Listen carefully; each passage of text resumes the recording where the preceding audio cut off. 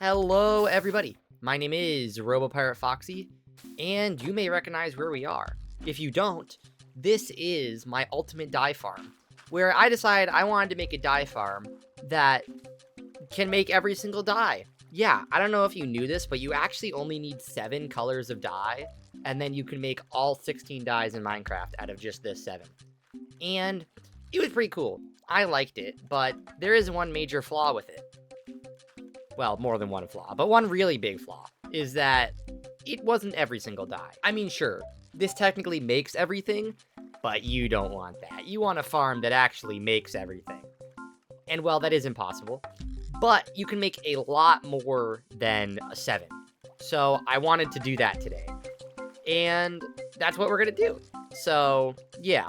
There are a few other things I'd like to upgrade as well about the farms. The Squid Ink farm is still going to be the base of the farm, which means I have to go find a new river. But there's somewhere else we can build that will very much help us get every single other dye. So let's head over there. But, what's this? Yeah, so to be honest with you guys, while I was recording the footage for the video, I put the mic way too close to my face, which just resulted in it peaking and was very unfun to listen to. So I am going to try something a little different and explain the already pre-built farm to you. I know this isn't my usual style of video, but it's always fun to try something new, and hey, maybe it'll be a better way to explain this, because a lot of this is stuff that was in my ultimate dye farm, like the cactus farm, or the cocoa bean farm, or the squid ink farm, which is still the basis of the farm. The squid ink farm decided the location, but you may notice there's something else next to it that we didn't have next to the old river. So instead of it being any old river, I have decided to put the farm next to a flower forest. Because if you guys didn't know, there are 4 types of dye in Minecraft that are biome specific or not able to be gotten. So 1 that you can't get, 3 that are biome specific-ish. Let me explain. So the 1 dye you can't get naturally anywhere, at least from a flower, is purple dye. The only way to get purple dye is to craft blue and red dye together. 2 is cyan dye only comes naturally from a sniffer flower, so it's not really reproducible like the other ones are. And then these 2 you can get naturally, but gray and light blue are biome locked, meaning I need to have a swamp for light blue, and I need to have a pale oak forest for gray.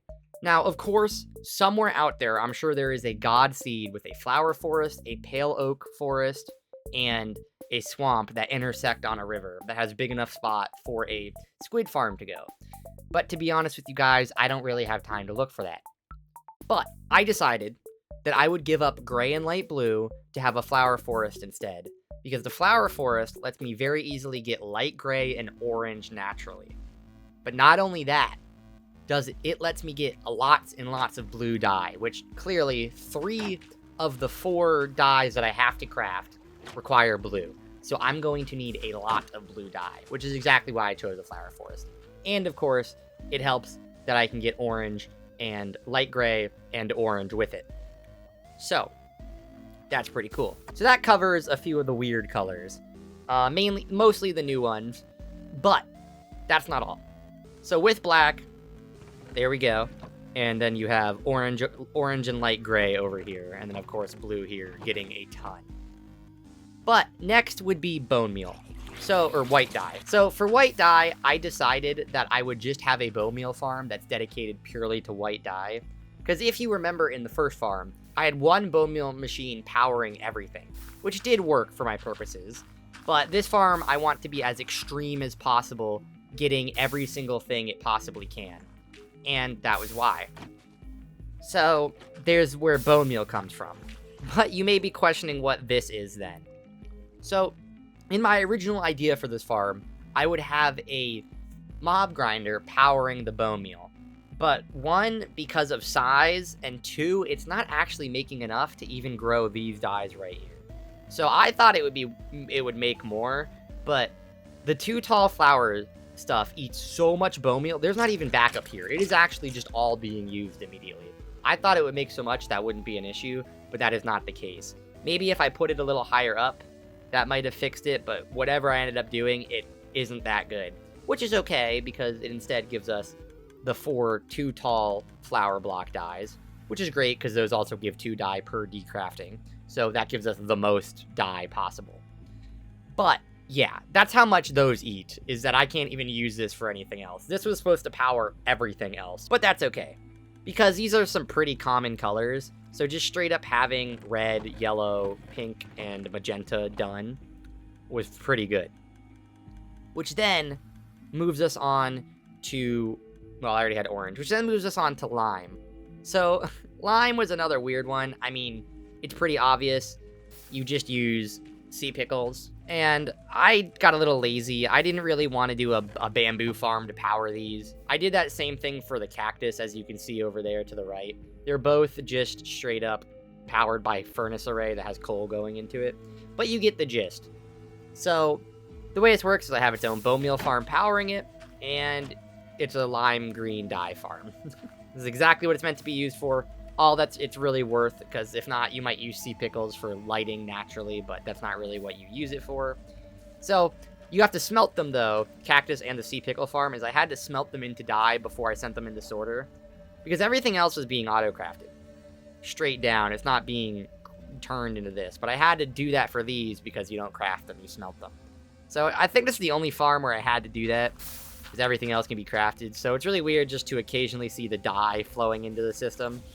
But I think it's kind of funny. Which leads into the next color, brown. I mean, it's the same farm as before. Originally, I was going to go crazy and have, like, a hopper minecart system going underneath it. But it just didn't make sense, because you have to replant it anyway. There is no way to automate that. It has to be placed by player hand. So it's just kind of a bigger version of what we had before. It does get you some more dye, though. You got, like, a stack more, but still. Honestly, you're not going to be using a lot of brown dye, so that wasn't really my main concern, that you're getting a ton of it. But you're getting enough of it, which is what matters. The ones that you have to craft. Now, again, purple is the only one that you actually have to craft, but I gave up the benefits of the other colors to instead have us be able to build here. But I ended up making kind of this crazy system that actually crafts them up. It uses a lot of weird timing, hence all the repeaters. If I was a little smarter, I wouldn't have to do any of this, but I ended up just using timing instead to make it all work. But there is a hopper below the green chest, the blue chest, and the red, white, and black chest for all the dyes that we need. Because cyan is green and blue, gray is black and white, red and blue for purple, light blue is blue and white. And I also have 2 paths going into this auto crafter, so that way white and blue aren't on the same path, and red and blue aren't in the same path. Really, black and blue are the only ones that are in the same path. Everything else has to be up top, because they all intersect with each other. So, literally, I can actually show you this. I'm really proud of this, but I can flick the lever, and that crafter will start crafting blue dye. Just give it a sec. There we go. See, it's actually spitting out light blue dye. That's going to fill up this chest. It's empty right now. Wait till it gets up there. There we go. There we go. Yeah, look at that. Light blue dye is going in there. That's impressive to me. That's really cool that I was able to get that to work. And I know it's not as interesting without the full explanation, but a lot of the video of this part anyway would have just been cut down to this, because I was just fumbling with the timing. That was the main issue with this segment, is timing. Is like there's tons of repeaters, and I had to make the blue be able to accept 3 things at once, and there's timing to get it all right. Because as I'm about to show you with these other colors, you're stealing my dye. But like cyan, it works too. The zombie's in the way. I'm gonna have to kick you. Yeah. But see, look, it's working too. Get out of here. Yeah. But cyan's being made too. I can turn off the lever. And I do have to give it a second. That is one failure of the system, is I have to give it a second to clear. But nothing gets backed up. So, like, it actually just straight up works. Like, it doesn't get backed up. It crafts an equal amount each. And, yeah. I mean, this purple dye, give it a sec to finish. And I don't know, I mean, it feels way more complicated because of how much, like, troubleshooting I had to do. But it's really just 2 redstone repeaters needing to be activated at the same time and account for the time it takes the item to travel through a hopper. Because it was very imperative that they stayed in hoppers to me, in case there was some mix-up. It wouldn't, like, break everything, or I'd lose a bunch of dye if I accidentally left the lever on or something. So it was very imperative to me they stayed in the hopper the whole time, which in the end, I don't think it ended up mattering, but it still was important that it worked that way. So, yeah. And then other than that, for everything I didn't explain, the cactus farm is just a bigger version of the cactus farm I used. The mob farm I did modify to not spawn spiders. And then I just have the... I just have the rotten flesh and gunpowder and arrows going into this chest and stuff. And then the bone meal farms are literally just a schematic of the bone meal farm I built for the last video. But with all the farms explained, I think you guys kind of get what's happening. As you could just hear, the spider mob proofing isn't perfect, but it's okay. Yeah, as you can see. But it's okay for the purposes needed. And with all the farms explained, I think you guys get the gist of what I'm doing here. I know this was a little quicker than usual because of the technical problems I have, but hey, maybe you really like this form of video over my regular videos if you are an avid viewer. Or maybe this is your first video, and you like this style and you want to see more of it. Or maybe you hate this style. Literally tell me, please. I'm asking for engagement on the video. I'm doing the thing, but do it. It would actually be helpful. But other than that, I am going to transition into what I normally do at the end of these videos, which is where I sit for an hour and let the rates speak for themselves, show you how much we get. But I am going to use my old footage, so my mic's going to be a little crispy. So I just do want to do my outro here and say thank you all so much for watching. Again, tell me if you like this format, because it is something new that I'm kind of forced to do by circumstance. Maybe it's good, maybe it's bad. Either way, thank you all so much for watching. If you could please like and subscribe, and bye-bye! Okay, so there isn't really a way to turn off the farms, but I have emptied every single chest out.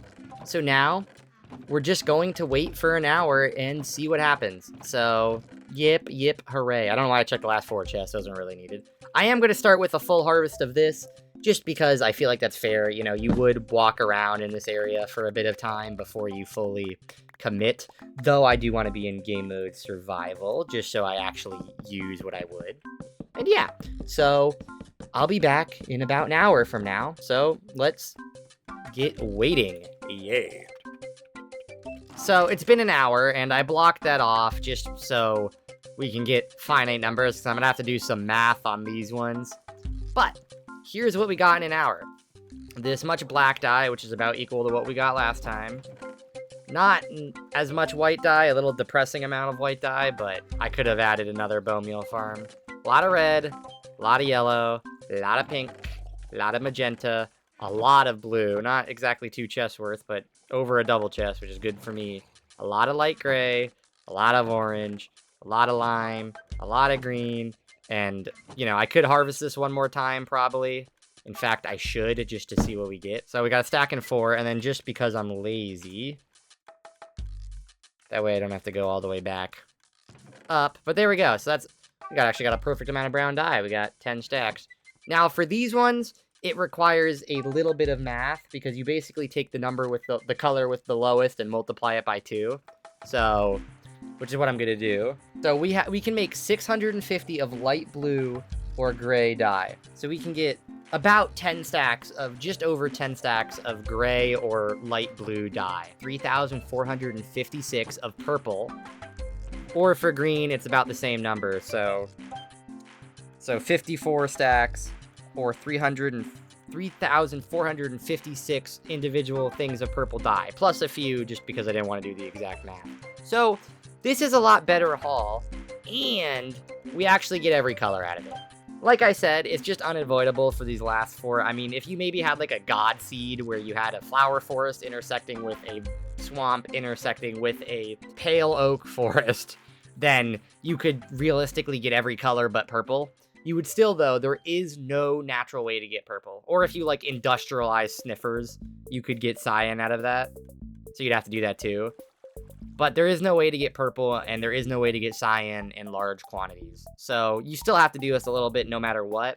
But with everything being as hands-off as it can, I think this is a pretty good, like, substitute.